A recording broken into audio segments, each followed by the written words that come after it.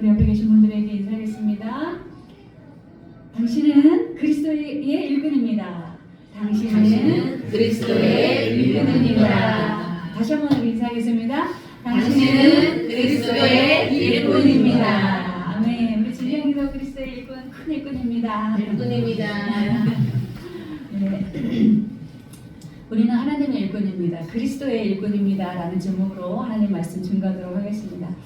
2016년부터 4차 산업혁명이 시작되었다고 기점을 나누기도 해요. 나눠요.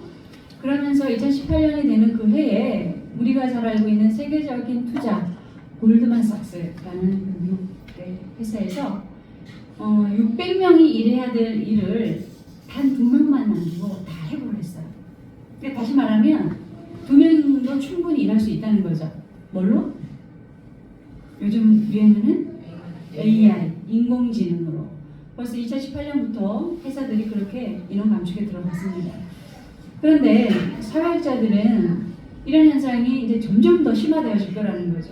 사람들이 일자리를 잃고 그러면서 이제 그 인공지능을 지배할 수 있는 엘리트들만 남을 거라는 거예요. 그럼 나머지 사람들은 정말 일을 잃고 또 일을 잃게 되면 직업이 없게 되면은 또 삶이 굉장히 불행해지잖아요.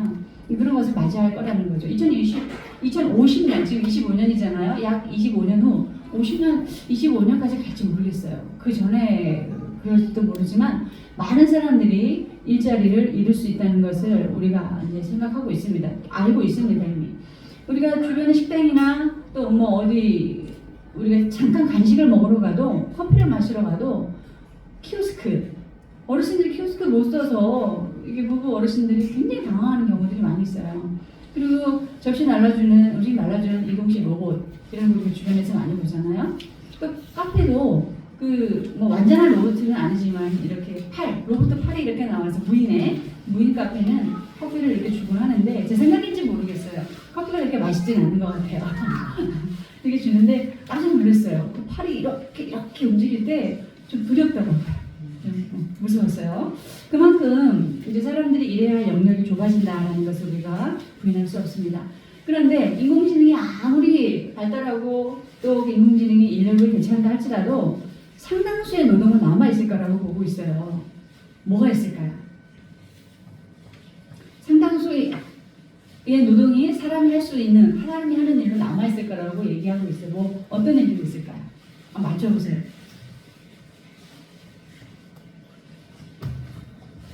종교인, 저같이 말씀을 전하는 목사들, 그리고 사회복지사, 사람의 마음을 만져주는 심리상담가, 정치인도 그렇답니다. 정치인도 일단 사람의 마음을 얻을 표를 받잖아요. 그리고 법조인, 예술가, 제빵사, 이렇게 사람의 심리적인 마음을 케어하는 사람과 또 창의적인 일을 해야 하는 그런 부분에 있어서는 사람의 노동이 끝까지 남아있을 것이다라고 예측을 해요. 그런데 우리가 지금 얼마나 급변하는 시대에 살아가고 있어요. 과연 정말 그런 일자리들이 끝까지 남아있을 수 있을까? 지금요, 인터넷 들어가서 GTP한테 설교 한 편 본문 주고 설교 한 편 만들어내고 하잖아요. 잘 만들어내요. 지금 그런 시대에 살아가고 있어요. 그런데 과연 이제 사람의 마음을 어떻게 만질 수 있겠어요? 오늘 우리가 읽은 본문은 그리스도인은 어떤 일꾼이냐라는 거예요. 하나님의 일꾼, 즉 그리스도인의 일꾼은 어떤 일꾼이냐 하는 거예요. 오늘 우리가 읽었던 이 말씀의 본문에는 고린도 교회 성도들을 향해서 하나님이 말씀을 주셨는데, 고린도 교회, 우리는 더 느린 교회죠. 그 당시 고린도 교회가 있었어요. 고린도 교회는 하나님께서 은사를 많이 주셨어요. 성도들에게 막 찬양을 막 힘차게 하는, 또 말씀을 잘 전하는, 또 음식을 잘하는, 사람을 세워가는, 기도를 잘하는 이런 은사들을 많이 주셨는데, 사람들이 시간이 흐르니까 어떻게 됐을까요? 하나님이 주신 거야 라고 생각하지 못하고 자신이 우월하고 특별하다고 이렇게 내세우게 된 거죠. 그래서 하나님께서 그리스도의 일꾼은 자기 자신을 드러내고 특별함과 우월한 사람이 아닌 하나님께서 시키시는 일을 하는 사람이다 라는 것을 오늘 이야기하고 있어요. 1대지 읽겠습니다. 시작. 우리는 그리스도의 일꾼입니다. 아멘. 자, 사람이 마땅히 우리를 그리스도의 일꾼이요 라고 성경은 말하고 있습니다. 여기서 말하는 일꾼은 우리가 영화 같은 데서 보셨을 거예요. 그 바다를 항해하는 배 가장 밑에 어떤 사람들이 있어요? 노젓는 사람이 있죠. 상탈하고 노젓는 사람들이 있어요. 그 사람들이 가장 노동자 계급 중에서도 마지막이에요. 비천한 노동자 계급. 그런데 성경이 우리에게 말하는 그리스도의 일꾼은 그러한 사람이라는 거예요. 배의 가장 밑바닥에 지라는 그러한 사람이에요. 왜 이렇게 얘기했을까요? 고린도 교회가 너무 우월의식을 가지고 있는 거예요. 너무 그만 떨고 잘난 척하고 그러면서 자기에게 주신 은사를 하나님께서 교회를 위해서 쓰라고 주신 일이라고 은사라고 생각하지 못하고 사람들을 지배하고 종속시키고 군림하고 함부로 했던 거예요. 제가 만약 여기서 목사라는 타이틀을 가지고 여러분들 앞에 군림한다고 생각해보세요. 얼마나 그 꼴벌견이겠어요. 하나님 그러셨던 거예요. 고린도 교회를 보니까 하나님 주신 은사를 가지고 사람들 앞에 막 군림하는, 교회를 무질서하게 만드는, 이게 아주 고질적인 병폐가 돼서 교회를 무너뜨리고 있더라는 거죠. 그래서 하나님께서는 너희는 스스로를 드러내려는 특권의식에 사로잡혀 있지 말고 정말 그 바다에 가는 그 배 밑바닥에서 노를 저는 일꾼처럼 그런 마음을 가지고 일을 하라라고 이렇게 교만치 않는 겸손함을 요구하시고 있습니다. 우리도 일꾼이에요. 분명히 우리도 일꾼이죠. 하나님 일꾼으로 부르셨어요. 그런데 낮고 겸손한 종이 되어줘야 된다는 거예요. 왜냐하면 예수님도 이 땅에 낮고 겸손한 종의 모습으로 오셨어요. 빌립보서 2장 시작. 그는 근본 하나님의 본체시나 하나님과 동등됨을 취할 것으로 여기지 아니하시고 오히려 자기를 비워 종의 형체를 가지사 사람들과 같이 계셨고. 아멘. 예수님은 하나님의 아들이잖아요. 하나님이잖아요. 그런데 하나님과 동등함을 받는 걸 여기지 않았다. 그런 걸 여기지 않았다요. 그리고 어떤 모습으로 왔냐면 종의 형체를 가지고 왔다는 거예요. 그래서 예수님이 태어나신 곳이 어딜까요? 마구간이에요. 예수님이 태어날 때 예수님을 그 잉태한 마리아가 잉태해서 아이를 낳아야 되는데 아이를 낳을 만한 여관방 받아주는 집이 없어서 마구간에서 낳아야 했다는 거예요. 그 똥냄새 나는 마구간에서. 근데 그 마구간에서 나셨을 때 거기 축하해주러 온 사람들이 제가 지난번에 말씀드렸는데 누구라고 했어요? 정말 비천하고 똥냄새 나는 목동들, 양치기 목자들이 와서 그 냄새나는 몸으로 와서 예수님을 경배하고 찬양했다는 거예요. 근데 예수님께서 어떤 모습으로 오셨어요? 하나님이 말구 위에 사람의 모습을 가지고, 그런데 어떻게? 종의 형체를 가지고 오셨다는 거예요.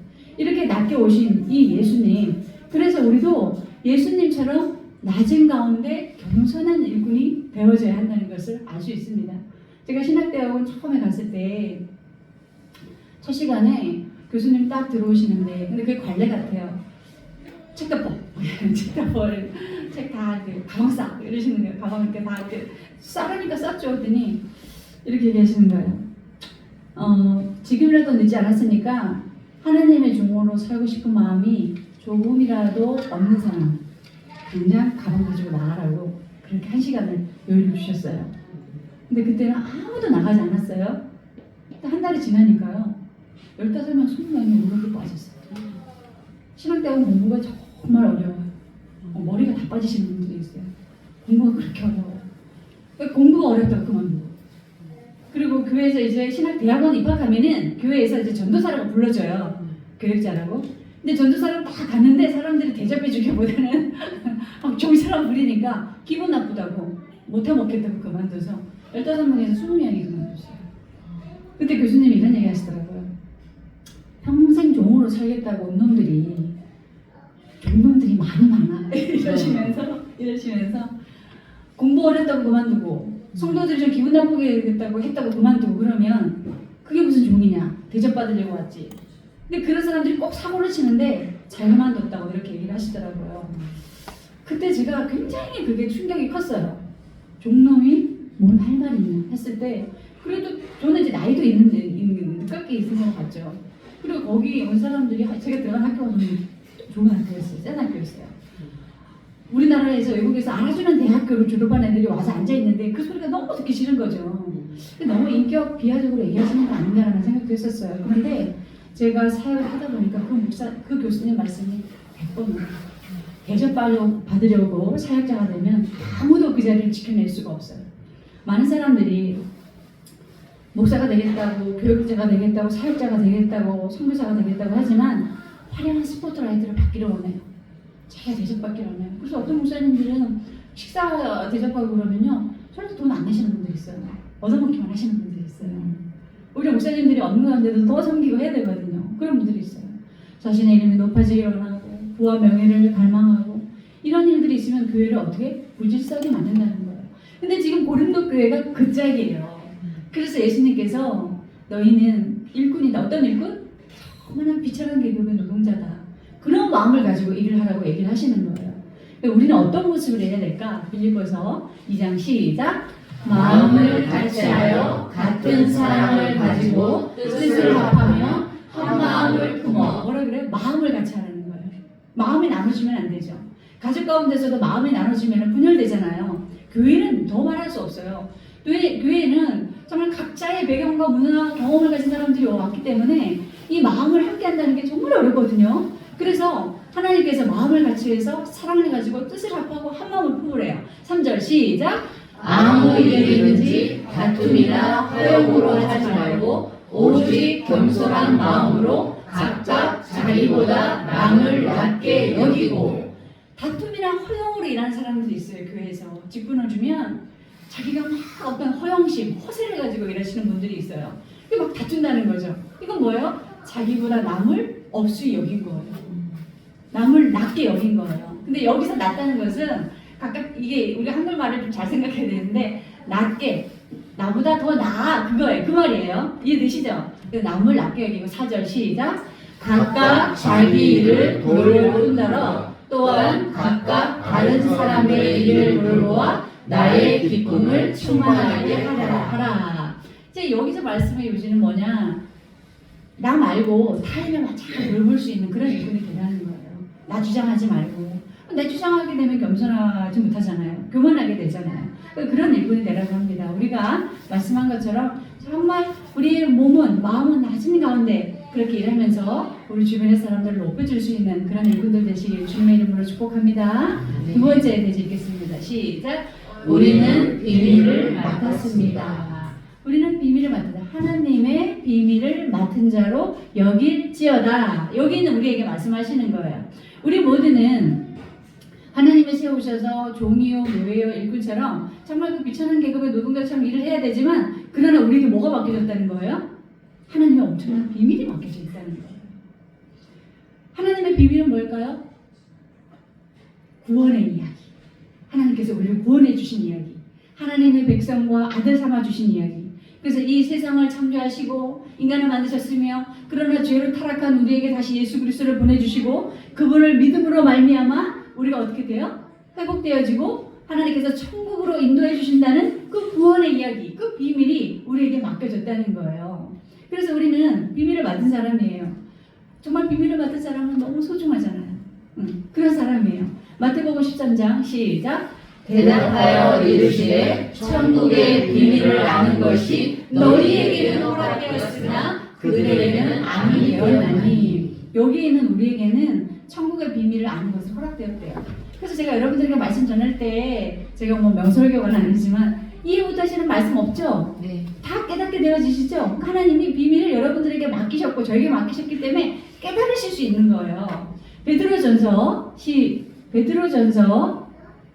자, 읽겠습니다. 시작. 이 섬긴 바가 자기를 위한 것이 아니요 너희를 위한 것이니 계시로 알게 되었으니 이것은 하늘로부터 보내신 성령을 힘입어 복음을 전하는 자들로 이제 너희에게 알릴 것이요 천사들도 살펴보기를 원하는 것이니라. 아멘. 여기에는 우리는 비밀을 맡은 자로서 비밀을 깨닫고 안다는 거예요. 그런데 천사들은 몰라요.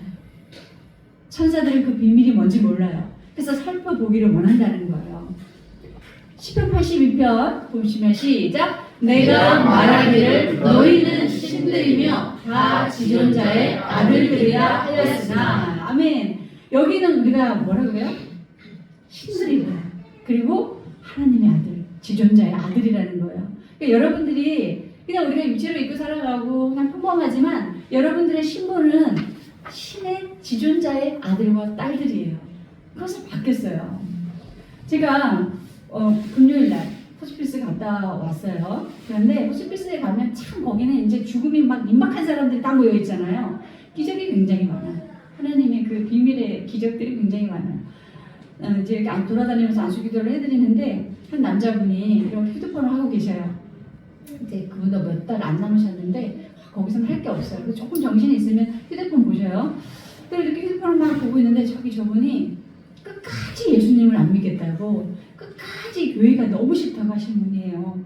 목사님 기도 좀 해주세요 이러는 거예요. 여기 서서 기도 좀 해주세요 이러는 거예요. 근데 그때 성령께서 제 마음에 다가가서 기도해주라 이 마음이 드는 거예요. 뭐 다가가서 한 대 뭐 치면 맞죠 뭐. 그래서 그분에게 다가갔더니 이렇게 휴대폰을 보다가 이렇게 내리시더라고요. 그래서 저를 이렇게 보시길래 제가 옆에 가서 성도님 안녕하세요 하고 제가 웃어드렸더니 그분도 웃더라고요. 그러면서 제가 이제 막 복음을 전했어요. 근데 휴대폰 이렇게 보고 있다가 휴대폰을 딱 받으시면서 복음을 계속 들으시는 거예요. 계속 들으시고 그래서 제가 예수님을 믿으실 수 있겠어요? 했더니 아멘 그래요. 아멘 그래요. 그래서 더 나가서 제가 이제 이분이 세례받기를 원해서 세례도 받을 것 같은 마음씨예요. 그래서 이분에게 제가 안수기도 영접기도 해드릴 테니까 꼭 세례 받으세요 했더니 아멘 그러시더라고요. 그래서 머리에 손을 얹고 기도를 오래 해드렸어요. 그런데 기도하는데 계속 아멘 하시는 거예요. 그리고 제가 이제 기도 끝나고 나서 세례 꼭 받으실 거죠? 그랬더니 세례 받겠습니다 이러는 거예요. 나오니까 원장님하고 놀라고 난리가 났어요. 저분이 우리가 들어가서 원장님이나 다른 그 사역자들이 들어가면 봉사자들이 들어가면 입도 안 드신대요. 들은 척도 안 하신대요. 근데 이제 거기서 아멘 하죠. 예수님 믿겠다 그러죠. 세례 받겠다 그러죠. 그러니까 다 놀라신 거예요. 그래서 세례 이제 받을 준비하고 막 그러셨어요. 하나님의 비밀이에요. 이게 우리에게 하나님의 비밀이 맡겨졌기 때문에 이런 일들이 가능한 거예요. 하나님의 비밀은 예수님을 통해서 인간을 구원하고 삶을 변형시키고 미래의 소망을 갖게 하고 죽음 앞에서도 천국의 기쁨, 천국의 희망을 갖게 한다는 거예요. 이게 비밀이에요. 그래서 여러분들에게 맡겨진 이 천국의 비밀은 우리만이 아는 거예요. 천사도 알지 못해요. 천사들이 보이지 않잖아요. 천사들이 복음 전하는 일이 없어요. 우리만 복음을 전할 수 있고 우리를 통해서 우리가 맡기신 비밀을 통해서 사람을 살릴 수 있다는 겁니다.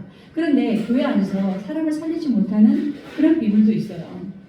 1999년에 공자가 죽어야 나라가 산다라는 책이 나와서 제목 들어보셨어요? 공자가 죽어야 나라가 산다라는 책이 나오는데 이 책이 나오자마자 그 성균관대에서 대법원에 고발을 하고 난리가 났어요. 1년 동안 재판한 책이에요. 어떤 책이냐면 우리나라가 대한민국 조선이 600년 동안 공자의 유교 사상을 받아들여서 나라가 온전히 서지 못했다. 이런 유지의 내용이에요. 그러니까 거기에 내용이 뭐냐? 공자가 전했던 사상이 뭐냐? 남존여비. 남존여비가 뭐예요? 남자는 눈을 걷고 여자는 귀찮다. 그리고 권위주의. 교회에서 권위주의가 심하면 안 돼요. 그리고 우상숭배.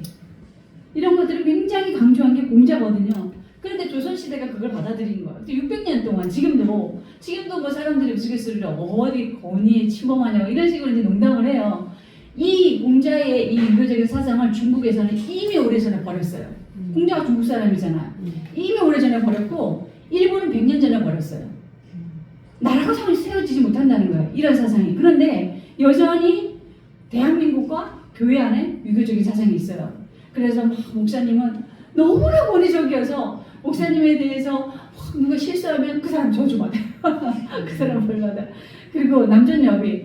교회 안에서도 아니 제가 좀 훌륭해가지고 얘기하면 뭐 많은 교회들이 여성 목사 안 쓰셔요. 그런데 지금도 남자의 권위를 강조하는 교단은요 여성 목사 안 써줘요. 대표적으로 고신이라는 데가 있어요. 총신이라는 데가 있고 제가 나온 합신이라는 데가 그래요. 그래서 제가 거기 나왔어요. 이것은 여성과 남성을 가르는 거예요. 교회를 가르는 거예요. 이게 공자의 유교적인 사상이에요. 근데 교회가 이런 일이 있다? 그럼 사람을 살리기 어려워요. 그러나 우리에게 맡겨진 하나님의 비밀은 사람을 살리고 가정을 살리고 나라를 살려요. 그런 비밀을 갖고 있어요. 그래서 기독교를 믿은 사람, 예수를 믿은 사람, 예수를 믿은 가정, 예수를 믿은 나라들이 어때요? 다 번성하고 부유하고 강대국이에요. 요한복음 12장 25절 시작. 예수께서 이르시되 나는 부활이요 생명이니 나를 믿는 자는 죽어도 살겠고 무릇 살아서 나를 믿는 자는 영원히 죽지 아니하니 이것을 내가 믿느냐. 아멘. 이 비밀이 우리에게 있다는 거예요. 영원히 죽지 않는 이 비밀이. 그래서 우리가 비밀을 맡은 자들로서 자긍심을 가지세요. 나는 하나님의 비밀을 맡은 자야. 여러분들이 한 사람 한 사람이 복음을 가지고 나가서 전했을 때 그 사람들이 살아나는 역사가 일어나요. 그러니까 이 비밀을 그냥 묵혀두지 마시고 사용하세요. 복음을 퍼뜨리고 날마다 이 비밀을 퍼뜨리면서 사람들을 살리는 일꾼들이 되시길 주님의 이름으로 축복합니다. 세 번째 대지 읽겠습니다. 시작. 그래서 구할 것은 충성입니다. 말씀 보시면 그리고 맡은 자들에게 구할 것은 충성이니라 생각합니다. 충성이니라. 충성은 뭡니까? 우리가 가진 것을 다 해서 따르는 거예요. 우리 진경이가 아이들 키우면서 저렇게 막 밥을 해오듯이 음식을 해오듯이 자기와 환경 여건에서 하나님 앞에 다 충성해서 따르는 것을 하나님께서 우리에게 요구하고 계세요. 세상도 기업도 조직도 충성하는 사람 원하잖아요. 하나님도 우리 비밀을 맡은 자에게 우리의 충성은 정말 필연적인 거라는 거죠. 저도 매일 추운데 전도 나갑니다. 매일 울듯이 교식 가지고 전도 나가요. 이렇게 나가서 어르신들에게 사람들에게 주면 참 희한한 게 하나가 있어요. 가서 이렇게 전도지나 물티슈를 드리면 더누리교회 교회를 꼭 불러줘요. 보통 이렇게 받기 싫다고 그러거나 이렇게 주머니에 넣거든요. 더누리교회 이러면서 교회를 꼭 불러주시고 받는 걸 싫어하지 않으세요. 됐어요 이런 분들이 없어요. 다 그렇게 받으세요. 그러니까 그 재미에 또 이렇게 씨를 뿌리면 언제 오실지 모르니까 또 계속해서 나가서 추운데도 이렇게 전도를 합니다. 이게 충성이죠. 시편 121편에 보면 이것은 제가 띄워드리지 않을게요. 하나님이 우리에게 얼마나 충성하시는지 제가 말씀 읽어드릴게요. 나의 도움은 천지를 지으신 여호와께서 오신다. 여호와께서 나를 실족하지 아니하게 하시고 나를 지키시는 이가 졸지도 아니하신다. 이스라엘을 지키시는 이는 졸지도 아니하시고 주무시지도 아니하신다. 여호와는 너를 지키시는 이시라. 여호와께서 내 오른쪽에서 내 그늘이 되시나니 낮의 해가 너를 상하게 하지 아니하며 밤의 달도 너를 해치지 아니하리로다. 여호와께서 너를 지켜 모든 환난을 면하게 하시며 내 영혼을 지키시리로다. 여호와께서 너의 출입을 지금부터 영혼까지 지키시리로다. 아멘. 하나님이 이렇게 열심히 우리를 위해서 충성을 다하신다는 거예요. 그래서 오늘날 우리가 이렇게 건강하게 아름답게 하나님 앞에 예배하고 있는 거예요. 그러니 우리도 하나님을 닮아서 충성스러운 일꾼이 되어야겠죠. 그래서 충성은 먼저 우리에게 주어진 은사를 최선을 다해 사용하는 거예요. 각자 여러분들에게 받은 어떤 은사가 아시는 분 있으세요? 나는 뭘 잘해. 나는 뭘 잘하는 것 같아. 있지만 부끄러워서 말씀 못하시죠. 자랑하고 싶지만 베드로전서 4장 10절에 보시면 시작. 각각 은사를 받은 대로 하나님의 여러 가지 은혜를 맡은 선한 청지기같이 서로 봉사하라. 최선을 다해서 이제 봉사하는 거예요. 하나님이 주신 이유도 은사를 주신 이유도 교회에 충성을 다하라고 주셨잖아요. 우리 진경이가 참 대견한 것은 아이를 저렇게 둘 키우면서도 저렇게 음식을 바리바리 해와요. 지난주에 오셨던 분들이 자기 딸은 그렇게 못한다고 얘기하시더라고요. 그러면서 우리 진경이 칭찬을 그렇게 하시고 교회에 오셨다 가셨는데 너무 은혜롭게 예배드리고 가셨대요. 그리고 치유가 됐다 그러시더라고요. 우리 별로 해드린 것도 없는데 하나님이 일하신 거죠. 하나님이. 그러니까 우리가 교회가 크든 작든 규모를 갖지 않고 충성을 다하는 거예요. 오시는 분들 맞아드리고 또 열심히 사랑해드리고 그러니까 그분이 너무 은혜로웠다고 나중에 또 오신다고 그러시더라고요. 이렇게 교회는 이렇게 은사를 주신 이유가 충성을 다하는 거예요. 여러분들에게 주신 은사가 빨리 발견하셔서 또 아시는 분들은 교회를 위해서 충성을 다하시길 주님의 이름으로 축복합니다. 두 번째는 일꾼이지만 동시에 우리가 주인의식을 갖고 있어야 돼요. 이 더누리교회는 남의 교회가 아니에요. 여러분들의 교회예요. 여러분들이 세워가실 교회예요. 마태복음 25장에 시작. 그 주인이 이르되 잘하였다 착하고 충성된 종아 내가 적은 일에 충성하였음에 내가 많은 것을 내게 맡기니 내 주인의 즐거움에 참여할지어다 하고. 아멘. 제가 예전에 부사역을 있을 때는 목사님이 맡기시는 걸 정말 열심히 다 했어요. 정말 작은 것부터 큰 것까지 다 했어요. 다. 그래서 교회를 이렇게 세울 수 있었는지 모르겠는데 그래도 부사역이잖아요. 그래도 부사역자의 마음으로 이랬을 거예요. 그런데 이렇게 자그마한 그 교회는 컸죠. 근데 이렇게 자그마한 교회를 제가 담임하다 보니까 그 충성도가 어떨까요? 달라요. 큰 교회에서 많은 일을 하는 거하고 작지만 하나님께서 맡겨주신 나의 교회는 정말 그 충성도가 달라요. 또 월급 받는 사람들도 월급 받는 만큼만 일한다고 그러잖아요. 그런데 하나님께서는 월급 받는 만큼만, 주어진 만큼만이 아니라 정말 충성을 다해서 네가 할 수 있는 충성을 다해서 일하라고 하시는 거예요. 그리고 세 번째는 시종일관의 자세를 가져야 합니다. 고린도전서 시작. 그러므로 내 사랑하는 형제들아 견실하며 흔들리지 말고 항상 주의 일에 더욱 힘쓰는 자들이 되라. 이는 너희 수고가 주 안에서 헛되지 않은 줄 알미라. 아멘. 우리가 사람을 만나도 한결같은 사람이 좋잖아요. 하나님은 그런 분들 쓰세요.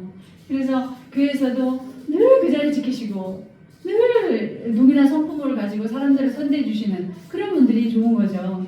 또 교회를 뭐 이렇게 나왔다가 안 나왔다가 또 이제 마음이 좀 가면 나왔다가 또 이렇게 관계에 또 마음이 상했다고 또 교회를 안 나오고 이러면 그 교회에서 그분에게 무언가를 맡기기가 어려워.